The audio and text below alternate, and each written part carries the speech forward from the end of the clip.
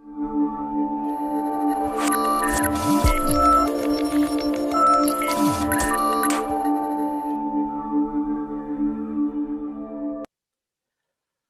right. Hello, hello, hello, hello. Sean Brady, and we got our staples of potatoes and carrots right behind me because one thing I'm present to in our current state of affairs. And, at this moment in time, we're just going to give a quick capture on this video of where things are at because, conversations disappear. We tend to forget history. And when we do, history always repeats itself.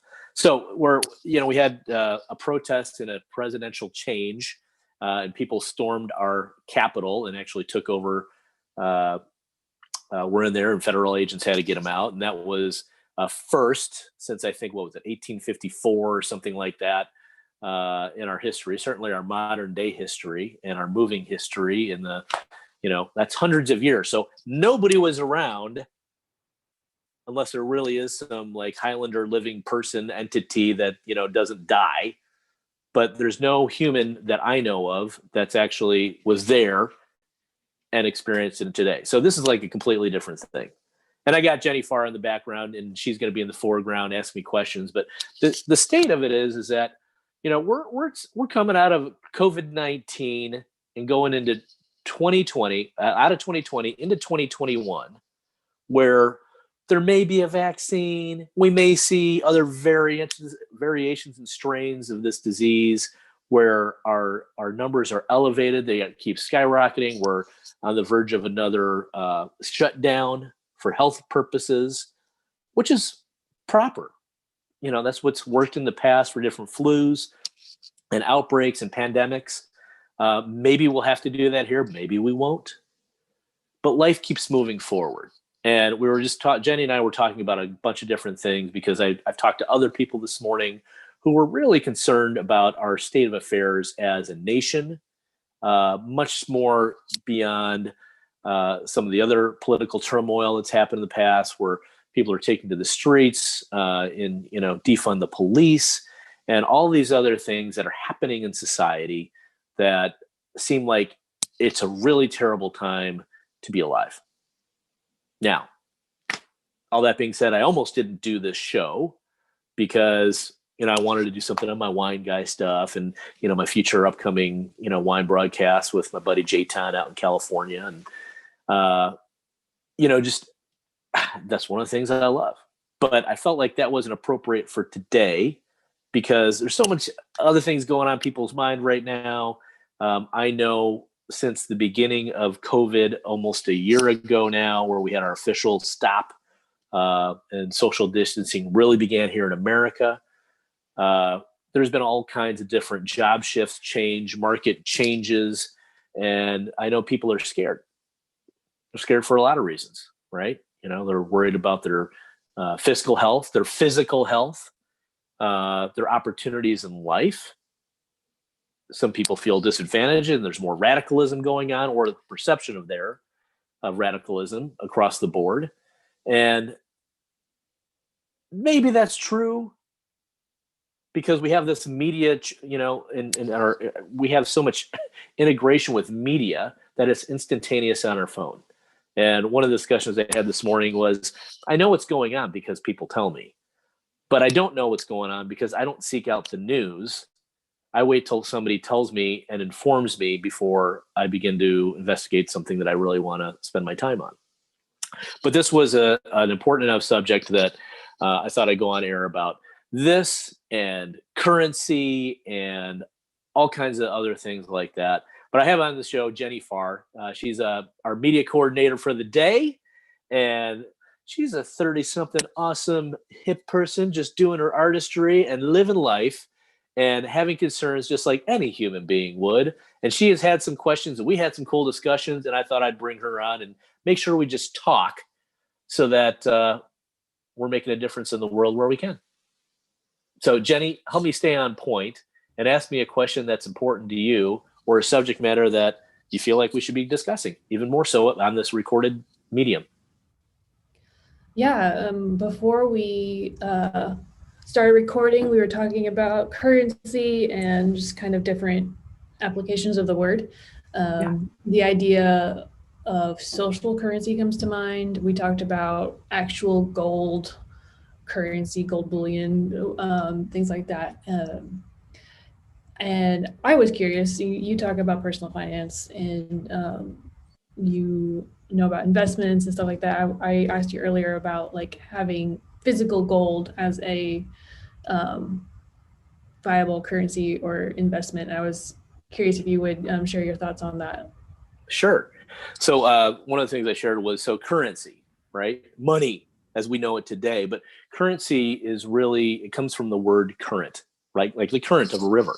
And, it's a derivative of that, but it's a flowing thing where we're actually exchanging goods and services, and then you can get all the economics behind it.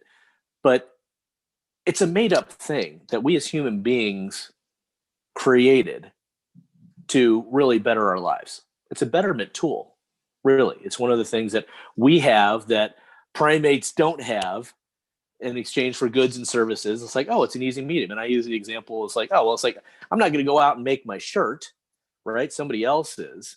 But, what are my skill sets? What are somebody else's skill sets? Well, if we have this equilibrium of exchange, that's where I think gold and silver and copper, the original coins were minted out of that. And then there was this thing called the gold standard. And now we have this thing called, Bitcoin or any type of blockchain type of currency, right? That's not backed by anything. And at the end of the day, what I like about that is that it does show a complete delineation of where things came from and where the value increased. And, the value of our stock market goes up and down by what people agree to say it is. And right now it's, we have our Bitcoin is at an all-time high. I think it was at like over 36,000 per Bitcoin or whatever that is. I don't even know. I don't own any of it. But the way I look at it is like, well, it's not backed by anything, right? There might be a limited supply of these Bitcoins, but who said it was worth anything in the beginning? And who's actually using it? Who's actually exchanging it? Who's buying into it and saying, oh, I'm going to pay more for it than what it says it's worth because it's on an exchange and I can buy it for that. But what are you going to use it for? And it kind of goes back to that gold bar, right? And the whole reason we're not trading physical gold bars. That's why we had a gold standard to back our currency, right? Our money, our dollars, if you will, right? Because I'm not going to give Jenny a gold bar for being a media coordinator for the month. Here's a gold bar. Go, and you're not going to give that gold bar to your landlord and say, "Hey, thanks for my rent here," right? And I'm going to take a gold bar to my grocery store and say, "Hey, grocer, thanks for this." And the grocer's not going to give a gold bar to the vegetable and produce people and say, "Hey, farmer, here's a gold bar," right? That's ridiculous, and that's what our paper money, now digital money, makes more sense of. But it's all what we say is fair. And I know Josh Levy at Medici, he's got way better examples for a lot of this stuff. And one of the things that we were talking about is that don't worry, and I didn't talk about this, but don't worry about what the investment medium is. Is it gold? Is it Bitcoin? Is it that? The first and foremost thing that you can invest in is in yourself.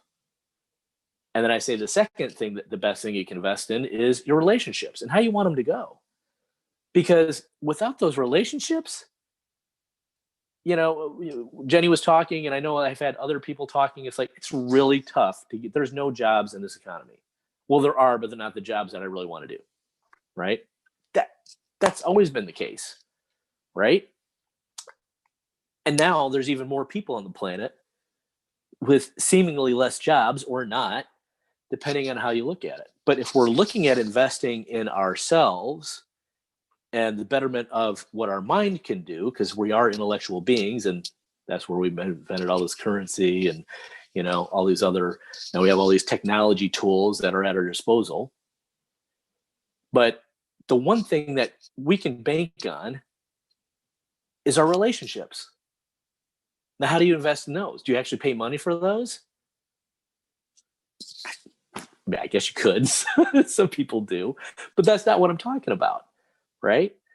We've seen technology growth and explosion. We're supposed to be in the technology age right now, right? We see the Amazons of the world and the Apples of the world and, even the Teslas of the world.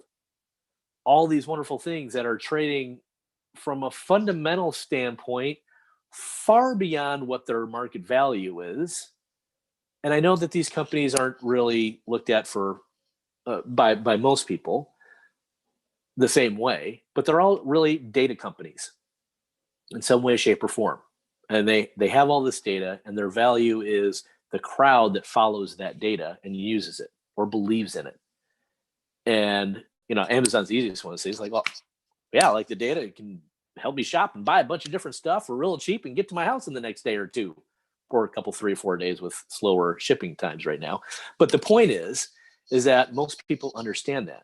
Just like we understood going to the grocery store, and before that, we understood that we have to grow our own food because the farmers are not going to grow anything but corn here or grain to feed their livestock, and somebody else is going to grow this and that and that. So how self-reliant can we be?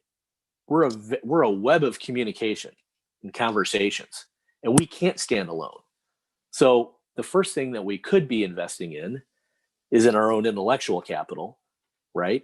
And I don't mean the kind where you find on the internet and stuff like that. I mean, you can, that's one medium for it, but a real choice in the direction that we want to go. And then second is like, well, how do we develop the relationships inside of this particular knowledge and things that we want? And maybe it's even the first. Let's focus on the relationships first. And it's like, here's a person who I am. Here's what I want to do. Here's the way I want to see it in the world. And I think most people are good. And we saw that in the different political parties in this past thing. It's like, well, hey, I'm Republican. I don't think this is the way things were going. And there's been talk about like the Republican Party like fractioning up itself. And a lot of people say, oh, I'm not a Republican, I'm a libertarian. And I was like, oh, I like some of the Democratic values. And it's like, I like this. And, then there's the whole Green Party, which, I don't even know where that stands right now. But the point is that it's still our relationships at the end of the day that make the difference. Because think of a pure bipartisan standpoint. Those politicians get to talk to one another. They're passing things that they might disagree on, but it's really for the benefit of society. And that's why we're supposed to choose these officials, not just to, the betterment of overall society, not just for our own political or personal agenda, but the betterment of all society. I think that fundamentally is what everybody wants. But we got to remember at the end of the day, it's our currency, not just our dollars, that makes sense. So those relationships that are our true currency that make the difference at the end of the day, not how many likes, not how many followers you have, but the actual point-on-point relationships that we're working on and developing and bring value to. Because that's the only kind of currency there is. Me bringing value to you, you bringing value to me, it's an exchange. And that's what real currency is. And I know we can make money on the side and arbitrage and all these other things and all that fun stuff there. But that's what's on my mind today. I don't know. What else was I supposed to talk about? That was a lot.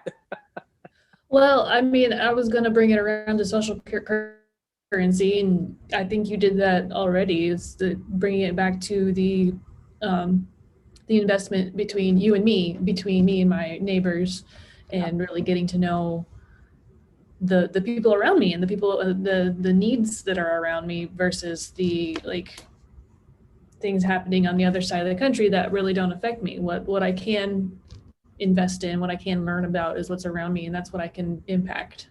Right. And I mean, we're even in St. Louis, right? And I know that we had the riots here not too long ago and not too distant past. And, people were really concerned, and they're checking in on Facebook or giving us a text or a phone message or something like that and saying, hey, are you okay? I'm like, well, yeah. I mean, it's kind of in my backyard, but not really. And that's where things get morphed because we have such this, awesome digital technology that connects us all. But it also connects all the bad stuff. And it's like, oh, well, yeah, we're in a certain region of the country, right? And some bad stuff can happen here. And it was the same thing when I lived in Chicago. It's like, oh, yeah, I was selling a property and I was a broker for, and somebody got murdered right on the doorsteps of my property I was selling. That's not cool. And it was like an all-time high, like right at the end of the year. But I was okay. I never felt unsafe. Right? I had a different awareness going into that neighborhood, and just common sense street smarts. But at the end of the day, it didn't affect me because it's not going to affect me. That's not what that was there for. I wasn't worried about getting hit by the proverbial bus because I wasn't playing in the street. So I don't know, I felt like that was another tangent, but that's what I do. And that's how we think. And we're this crazy web of thinking in our brains, and that's what makes us human. And sometimes we worry a little too much about stuff. I know I did and do. Can't help it. It's just part of the programming. I don't know. What else are they supposed to talk about? I don't know about supposed to, but What else should we talk about? A thought that I just had, especially when the environment and the situation is kind of depressing and down and hard. Yeah. A question that my friends ask me, I ask my friends, is like, what are you looking forward to? Yeah. So what are you looking forward to? Wow. That's a big question. And I think that's where, so the thing I learned from Landmark Worldwide, Landmark Education, and whoa, hit my own speakers here. But it's always the future that we're living into, right? And if it's always the future that we're living into, then why does it seem like it's a little dismal? Well, maybe it's because we got a dismal future in our stuck in our future, a dismal outlook. But what do we look forward to? That's a great question. I look forward to the time where we're past this COVID thing and we can get together socially. I'm looking forward to seeing all my friends in the near future, ideally this year in 2021. And, getting together and doing simple things that we like to do, make fun of each other, complain a little bit about this, laugh at a whole lot of that, have a couple drinky drinks, right? Talk about where we're at today versus where we were decades ago and how long we've known each other. And that's what I look forward to. And I look forward to, my kids developing. And, it's like any parent might. I hope they do. Right? I look forward to a bright future for our country and our world economy. Like, we do have these social changes that people have this whole collective maturity that takes us to a whole different level of humanity. I look forward to that. And why not? We have this awesome technology. Everybody has access to master classes. Shoot, man, they have access to YouTube. How are you using it? And it always, always, always has been our choices. Whether it been before the digital era or whatever the next iteration of this is. But it's always our choices that make the difference.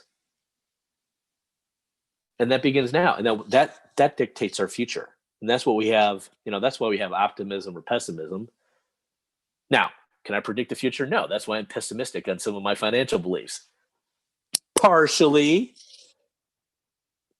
Hang on a second. I'm getting an Apple ID requested by Gray. I'm going to allow it. Okay. Can't be doing that while I'm broadcasting. Michelle, my wife. But that's okay. We're trying to set up our old phone. And I lost my train of thought a little bit, but that's a whole new thing, right? It's like, look at the securitization of our digital age. It's like, before you had the same password for everything. Now you don't even know the password off the top of your head because you have a password manager that you have to change on a regular basis so that it doesn't get hacked into. In a way, that's not a whole lot of freedom, is it? No. Again, where do we want to invest our resources? First, invest in relationships, invest in yourself, and the rest will follow. Right? Because what do you want to do? What are you optimistic about? I guarantee it's not just having a bunch of money and then you keeping it for yourself. We're not Ebenezer Scrooge. We know how that plays out. I don't want to get visited by 3 ghosts. Right? But that's how we think. And knowing that gives us the ability to change it. There was we had a previous discussion earlier about police reform. There's a whole movement to defund the police and stuff like that, police reform. And I think having an awareness of something makes a difference. And, it's like we can focus and shine the light on the negative, but just like looking into the future, it's like, well, I look at the positive. I look at all the right things that our law enforcement does that we take for granted, right? I don't like getting speeding tickets, right? And I get it. There's rules in place that we may not like in the beginning, but they're there for everyone's protection. And that's a tough job to enforce anything, especially if people don't believe it. And if you're uncertain, have a teenager. Remember yourself when you were a teenager. I'm dealing with that right now too. Nobody likes to be told what to do, but we all, I hope, gravitate towards the right ways of being, living, thinking, and it's in our hearts. So that's what I'm optimistic about the future, is everyone's potential, not just as an individual, but as a collective human being and humanity. Sounds a little out there and ethereal, but that's what I look forward to. I mean, it's like it's the story of the Mexican fisherman, right? At the end of the day, it's like, if you're doing what makes you happy and you're doing the best by your family and you get to be with the people you want to be with, what are you really working for? Don't need to look. I mean, right now we don't need to dress up for anybody. Half the time we're not wearing pants. Jenny's wearing pants because she went to Medici today and she's at Medici and she's being a good representative. But at the end of the day, that's the joke. It's like, I'm wearing pants. Who? Mish had that on the back of her background. It's like, yes, I'm wearing pants on one of our Zoom calls. But it's all about relationships. So that's what I look forward to in the future, is getting to pipe together with people again, eating some good food, because I like my Brady eats. And the thing that makes the food and the experience that much better is the people, always. I never do a video by myself because it's just not as fun. It's always better with others. It is for me anyway. And that's my thought for the day. Our current currency and state of America. The more things change, the more they stay the same. Unless you want to be the force of change. Any thoughts on that, Jenny? I think you put that very well. Well, thank you. Well, in that case, then that's what we got for this week. We may not see you in person, but we're always going to see you right here, or whatever the new iteration of here is on social media. Thanks for watching.